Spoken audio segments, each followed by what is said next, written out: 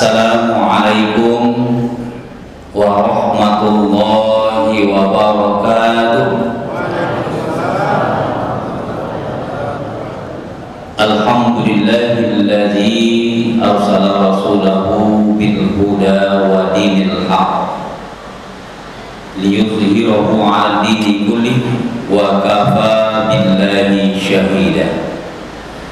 Ashhadu an la ilaha illallah wa ashhadu anna Muhammadan abduhu wa rasuluh sallallahu alaihi wasallam la nabiyya ba'dah. Wasma'u faqala Allah ta'ala fil Qur'anil Karim, a'udzu billahi minasy syaithanir rajim. Bismillahirrahmanirrahim.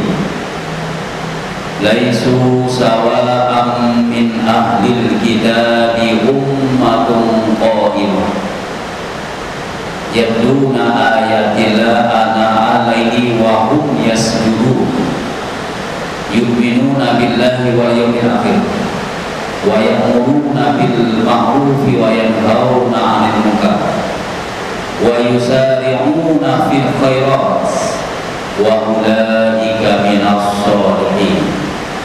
Shadaqallahu azim.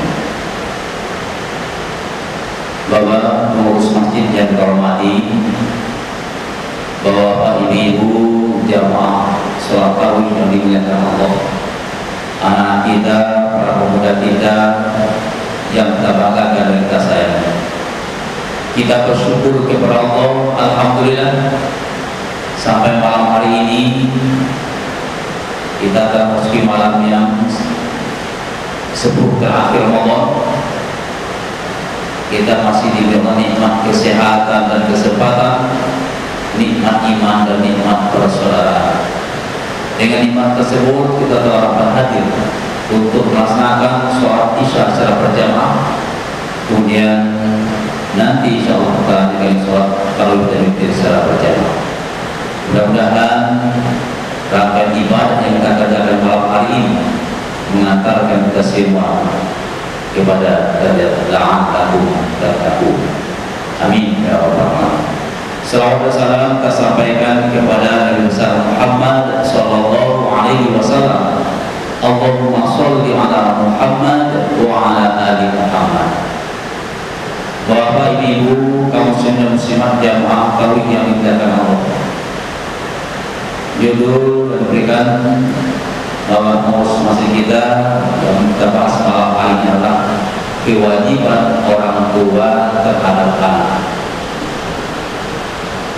Kita sebagai orang tua terus berdoa kepada Allah agar anak-anak kita, keluarga kita menjadi keluarga yang baik, anak yang soleh dan solehah. Nah, kenapa demikian?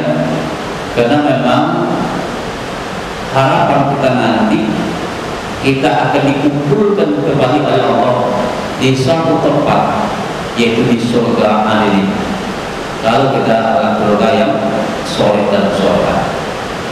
Dalam surah Ar-Rahman ayat 3 Allah katakan, Jannatu adli yadkhulunaha wa man sholaha min abaihim wa azwajihim wa zurriyatihim wal malaikatu yadkhuluna alaihim min kulli bab. Kata Allah, nanti kami kumpulkan orang-orang soleh itu semua di dalam surga adil. Dengan siapa kita dikumpulkan surga adil? Min abaihim, dengan bapak-bapak kita, kakek nenek kita. Kemudian wa azwajihim, kita nanti dikumpulkan di surga adil dengan pasangan kita, suami istri. Kemudian wa zurriyatihim, Allah akan kumpulkan nanti orang-orang soleh itu di surga adil dengan anak-anak dan cucu-cucu mereka semua. Wal malaikatu yadkhuluna alaihim min kulli bab. Para malaikat bergantian masuk dalam surga itu memberikan ucapan selamat kepada kita, karena kita telah sukses mendidik keluarga kita, anak cucu kita ketika hidup dunia menjadi anak yang soleh dan solehah, sehingga kita nanti dikumpulkan kembali oleh Allah di satu tempat di surga adil. Bapak Ibu kaum muslimin dan muslimat jamaah tahu yang dimuliakan Allah, ayat ini tentu menjadi motivasi kepada kita semua. Ternyata Allah janjikan nanti di akhirat kita tidak hanya sekedar masuk surga, tapi kita juga berharap nanti berkumpul dengan seluruh anggota keluarga kita kembali. Nah, ini harus kita sampaikan kepada anak cucu kita. Lalu Allah katakan tadi bahwa syarat untuk kita berkumpul dengan anak keluarga kita di surga adnin adalah kita harus menjadi keluarga yang soleh dan solehah. Pertanyaannya Bapak Ibu, apakah anak kita, keluarga kita sebagai suami, sebagai istri, sebagai ayah, sebagai ibu sudahkah termasuk orang yang soleh? Itu pertanyaan. Nah, jawabannya sebagai ukuran orang yang soleh, Allah jelaskan dalam surah Ali Imran ayat 113 sampai 114. Ada 6 tanda orang-orang yang soleh. Laisu sawa'am min ahlil kitabi ummatun qa'imah.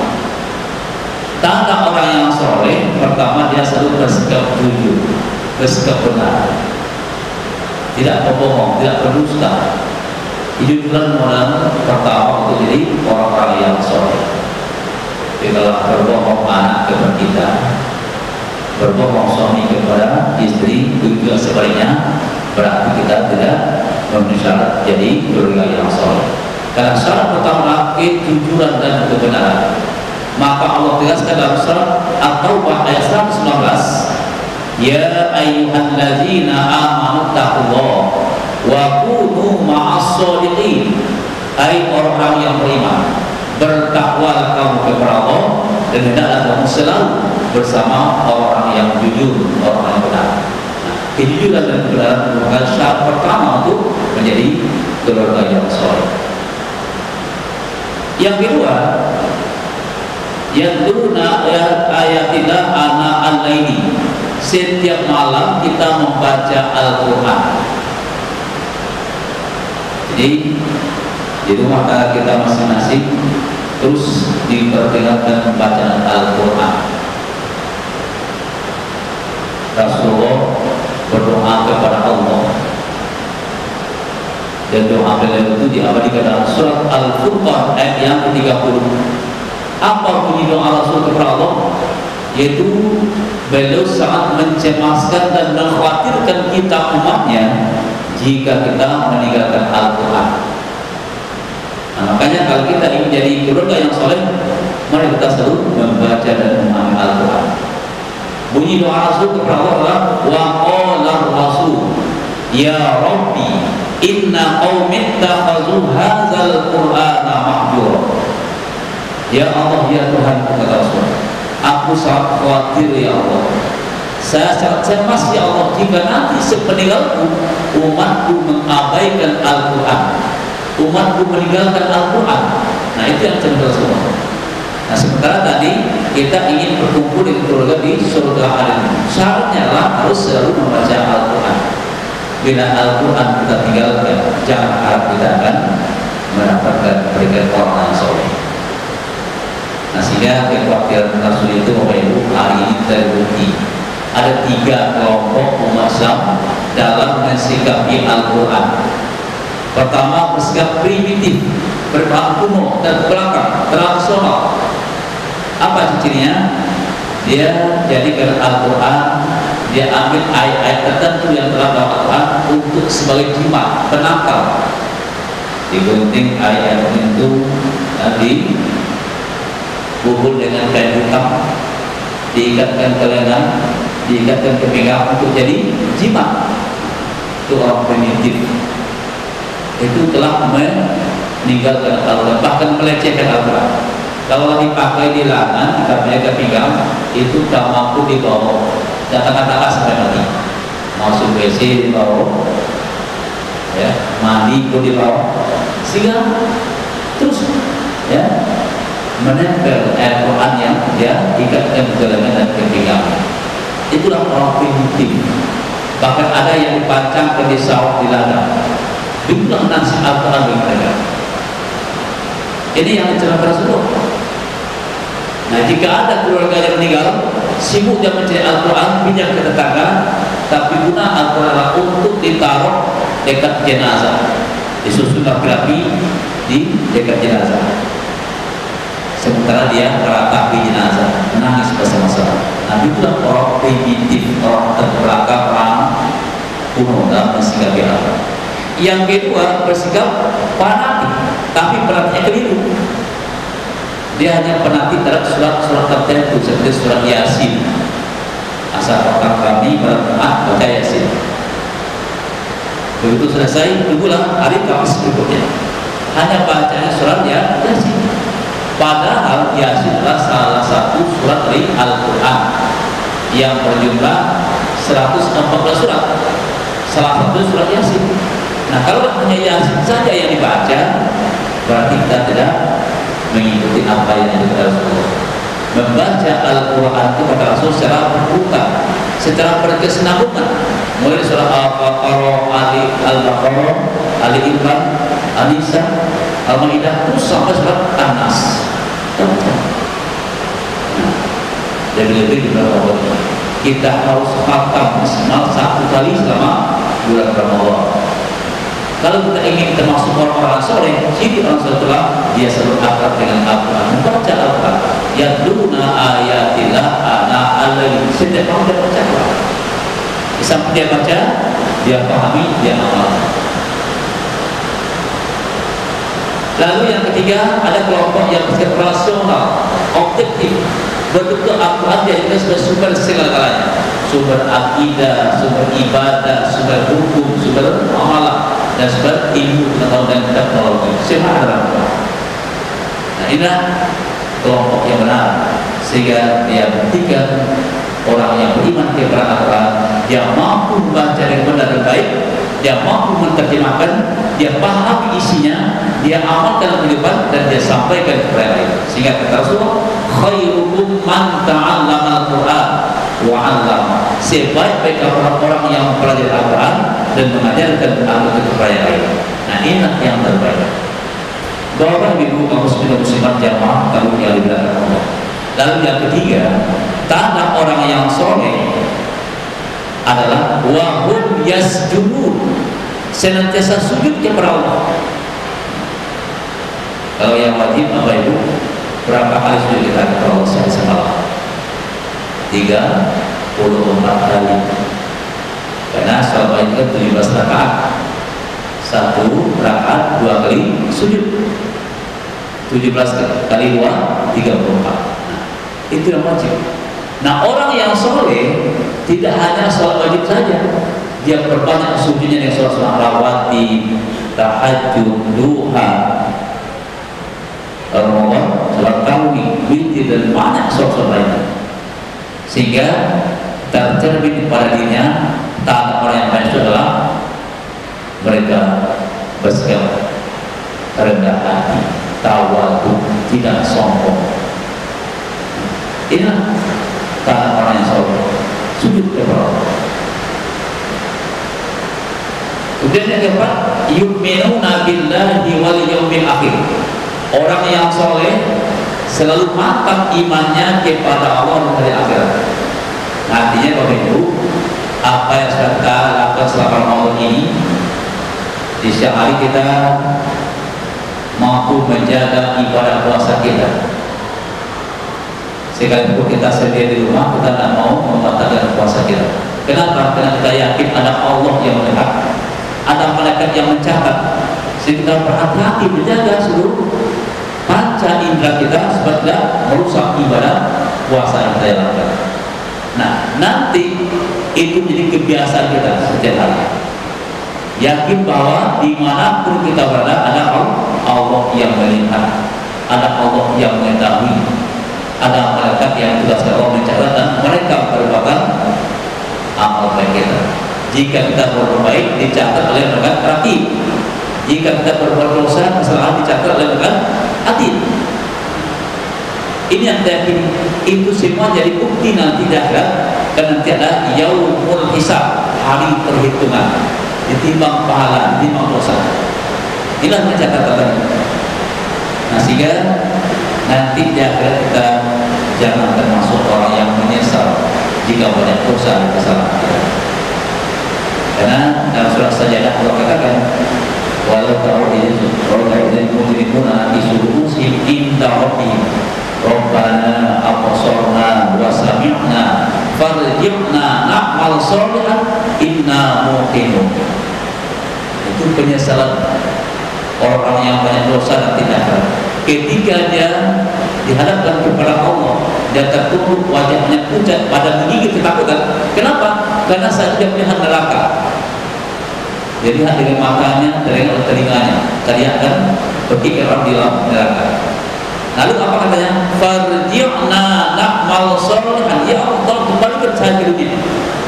Na'mal sholih, supaya kami bisa beramal soleh, berbuat baik. Inna muqinun, kami yakin ya Allah, ternyata memang ada neraka. Kami sudah melihat ya Allah, melihat saya kami takut apakah ini dimasukkan ke dalam. Nah, itulah penyesalan terakhir. Ketika di dunia tidak yakin apa yang dia lakukan, ada yang mencatat. Tidak yakin dia bahwa nanti ada yang menghisap peribatan dunia orang. Ternyata nanti ada kau yang menyesal. Penyesalan akhirat tidak ada gunanya. Nah, untuk itu Ramadan diberikan Allah perintah untuk